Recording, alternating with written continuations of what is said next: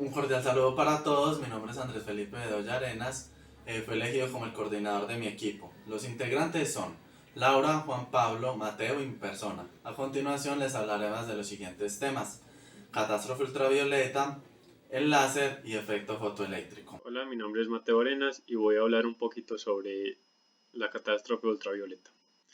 Antes de hablar de la catástrofe ultravioleta, voy a hablar un poquito de la teoría de la radiación de cuerpo negro. Para esto nos referimos a Kirchhoff, con su ley de la radiación térmica, que nos dice que la emisividad es igual a la absortividad. Como vemos aquí, que es como la luz que incide, lo que se queda en el cuerpo y lo que el cuerpo emite, que es diferente a lo que refleja. Esta es la forma que tiene cada una de ellas, siempre va a estar entre 0 y 1, y cuando es igual a 1 ocurre algo especial y lo denominamos cuerpo negro. Entonces llega la ley de irradiación, la ley de Stefan y Boltzmann. Stefan ya está ley empíricamente y Boltzmann la desarrolla experimentalmente.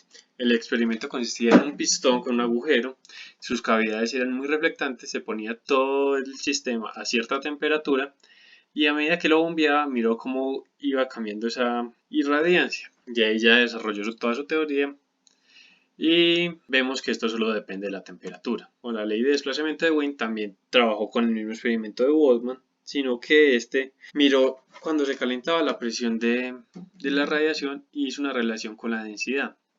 Él con resultados pudo hallar la proporcionalidad que voy a mostrar enseguida, pero esta función es una función de distribución general que no la había definido. Entonces él llegó a esa proporción, que la densidad de onda es inversamente proporcional a la temperatura y sacó sus constantes de proporción, que es lo que es su ley, su teorema. En la gráfica podemos ver cómo a medida que sube la temperatura, la longitud de onda disminuye, aumentando la frecuencia y aumentando la irradiación. Entonces llegamos a la teoría de Rayleigh y Jens.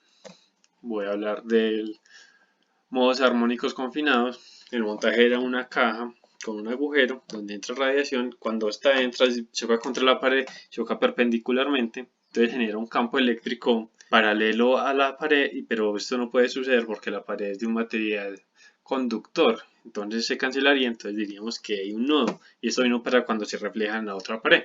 Entonces hablaríamos de ondas estacionarias. Y vamos a decir que los nodos están a una distancia de lambda medios. Aquí en la gráfica podemos ver la dirección de la onda y hay planos perpendiculares a ella y paralelos entre sí que están a una distancia de los nodos lambda medios. Gráficamente podemos sacar estas fórmulas de acá arriba. Ya sacamos las fórmulas del campo eléctrico donde A, B y C son las amplitudes máximas. Esos términos que le siguen se van a cancelar cuando esto es igual a un número natural y la longitud de los nodos o la distancia que van a estar los nodos sería esta de acá abajo. ¿Cómo hacemos para ver lo mismo en la pared que se refleja? Entonces es el mismo procedimiento, reemplazamos por A, aquí están las fórmulas ya reemplazadas, sumamos sus cuadrados y los ángulos tienen algo especial que cuando sumamos sus cosenos cuadrados es igual a 1. Entonces nos quedaría esta fórmula de abajo en términos de la longitud de onda. La pasamos en términos de la frecuencia para poder hacer esta relación, que el número de frecuencias permitidas en el intervalo es igual al número de puntos contenidos entre dos esferas. Se refiere a esto, estas dos esferas que hay acá en esta gráfica. Decimos que el radio va a ser esta raíz, reemplazando y despejando de esta ecuación tenemos este R, y decimos que el número de puntos contenidos entre dos esferas es igual al volumen de las esferas por la densidad de puntos de la red, pero en la forma en que está constituida, esta densidad es igual a 1. ¿Y por qué un octavo? Porque está solo en un octante, porque estamos hablando de números positivos. Ya reemplazando todo esto, derivando R, llegamos a otra vez en términos de la frecuencia, pero acá no termina porque hay que multiplicarlo por 2, ya que cada frecuencia tiene dos ondas independientes que son posibles por sus polarizaciones, y podemos concluir que los modos armónicos son independientes de la forma de la cavidad y dependen más de su volumen. Buenos días, mi nombre es Laura Camila Ballesteros y hoy les voy a exponer sobre la distribución de energía sobre los modos confinados, para luego hallar la energía promedio y finalmente la densidad de energía.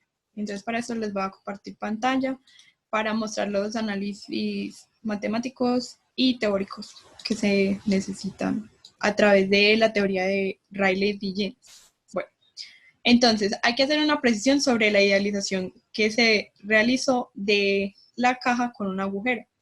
Y es que los modos confinados tienen dos posibilidades de vibración. Es estar polarizados o no. Bueno, luego necesitamos definir la densidad de energía. La densidad de energía es el número de modos de vibración por energía promedio de las ondas sobre el volumen de la cavidad. Como dijimos que era una caja y anteriormente se había dicho que era una caja de Aristada, ya tenemos el volumen de la cavidad que es al cubo. Los modos de vibración fueron hallados anteriormente. Ya solo queda pendiente hallar la energía promedio de las ondas. Entonces, para esto tenemos que recordar que toda esta teoría se hace bajo el concepto mecanicista de energía, que es que la energía es proporcional a la masa, la amplitud y la frecuencia. Entonces, para el hallazgo de Rayleigh-Jeans hay que retomar a Boltzmann y a la idea que él tuvo de que un gas confinado en equilibrio térmico con un foco, pues iluminado por un foco a cierta temperatura, se comporta análogamente a un campo de radiación. Entonces, pues esta es la distribución de probabilidad de modos confinados con cierta energía que da Boltzmann, y él habla de una constante A y de una constante E sub 0. Entonces, pues esto también es análogo a la distribución de Poisson. Las condiciones para que P sea una función de probabilidad son las mismas de siempre. Es que la sumatoria de menos infinito a infinito de esa función sea igual a 1, como todas las probabilidades. La máxima probabilidad va a ser, y la sumatoria de todas va a ser igual a 1. Entonces, el resultado de esta integral es 1 sobre sub 0, lo que significa que 1 sobre sub 0 es menor o igual que 1, igual que A. Pues es la energía, es sub 0 energía inicial, es amplitud. Bueno, ahora necesitamos el hallazgo de la energía media de probabilidad. Entonces, para esto, primero necesitamos el valor esperado de la energía. Entonces, usamos el concepto de estadística de que es para una función de probabilidad continua, es la integral de menos infinito a infinito de x por la función de probabilidad. Para nuestro caso particular, pues sería el valor esperado de la energía sería igual a la integral de menos infinito a infinito de la energía por la función de probabilidad de la energía. Y esto, finalmente, da la energía inicial. Entonces, ese es el valor esperado. Ahora tenemos que volver a remitirnos al concepto de Boltzmann de el teorema de equipartición, que dice que la energía promedio es proporcional a la constante de Boltzmann por la temperatura multiplicado por los grados de libertad. Entonces, como habíamos dicho anteriormente, hay dos posibilidades, una onda polarizada y la otra que no lo sea. Entonces, tenemos que multiplicar por 2 nuestra energía promedio. Eso nos da que la energía promedio es igual a KT. Listo, la energía promedio es igual a KT. Luego, pues ya tenemos la función de probabilidad y ahora con la ley de Rayleigh-Jeans, pues ya hallamos finalmente la densidad de probabilidad, que pues son los modos combinados por la energía sobre el volumen. ¿Por qué se denomina catástrofe ultravioleta? Porque la sumatoria de 0 a infinito, o sea, para altas frecuencias, diverge. ¿Esto qué implica? Pues que el universo esté lleno de radiación ultravioleta. Esta es la gráfica de Rayleigh-Jeans y esta es la de los datos experimentales. Entonces, ¿qué pasa? Esta gráfica tampoco se ajusta a la ley de desplazamiento de bien. El láser significa la amplificación de la luz por emisión de radiación estimulada. Es un dispositivo que produce luz intensa, cuya principal característica es ser coherente, siendo esto cuando las amplitudes relativas de la onda del rayo de luz se emiten y están en fase.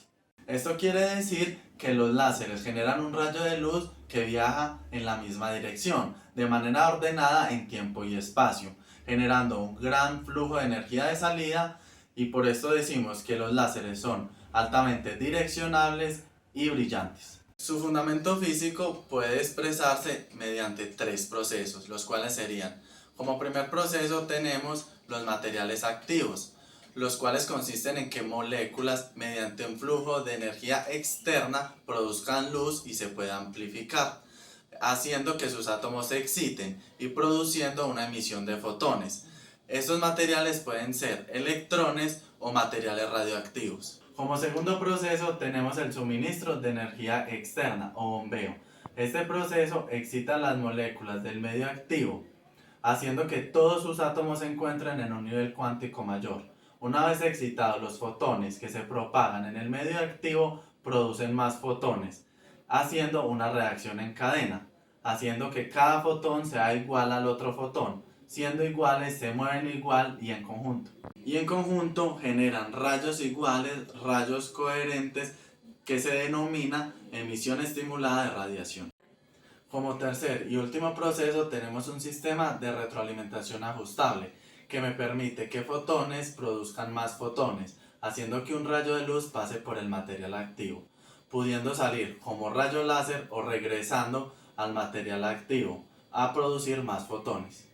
Esta ida y vuelta del rayo de luz dentro del medio es fundamental para el sistema y difícil de calibrar. Aquí se encuentra el desafío: cómo hacer que el haz de luz pase y regrese al material activo.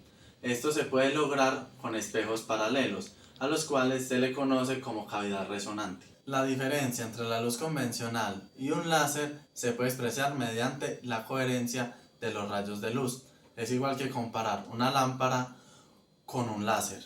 En la lámpara podemos observar que sus rayos de luz están dispersos en forma aleatoria, a diferencia de que el láser tiene sus rayos de luz en la misma dirección y todos son iguales. El láser de Maiman se desarrolló en los laboratorios de California. Este fue denominado el láser del rubí, que consistió en una barra de rubí de aproximadamente 1 centímetro de diámetro enrollado en una lámpara helicoidal de xenón, que fue recubierta con una película reflectiva que funcionó como espejo. Un sistema de 3 niveles de energía es un modelo adecuado para el medio de amplificación de un láser.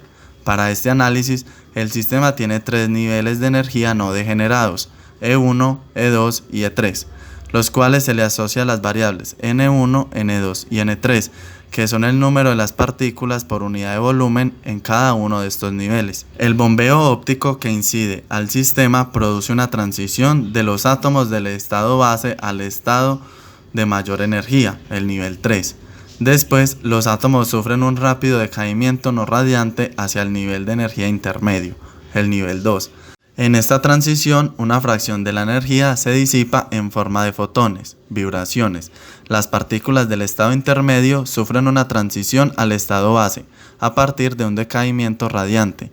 Esto significa que en esta transición se emitirán fotones a partir de emisión espontánea y emisión estimulada, por lo que es evidente que la inversión de población se dará entre los niveles intermedio y el estado base. Cordial saludo. Habla Juan Pablo Arenas y a continuación me corresponde explicar el principio de funcionamiento de los sensores CCD, por sus siglas en inglés Charge Coupled Device. El principio o fenómeno que siguen estos sensores para funcionar es uno muy similar al efecto fotoeléctrico, llamado efecto fotovoltaico. Por esto me gustaría primero explicar en qué consiste el efecto fotoeléctrico. El efecto fotoeléctrico consiste en la emisión de electrones desde la superficie de un material debido a la irradiación de luz que incida sobre este. Al descubrir este efecto se encontraron dos cosas. Primero, que la cantidad de electrones que son emitidos es proporcional a la intensidad de la luz.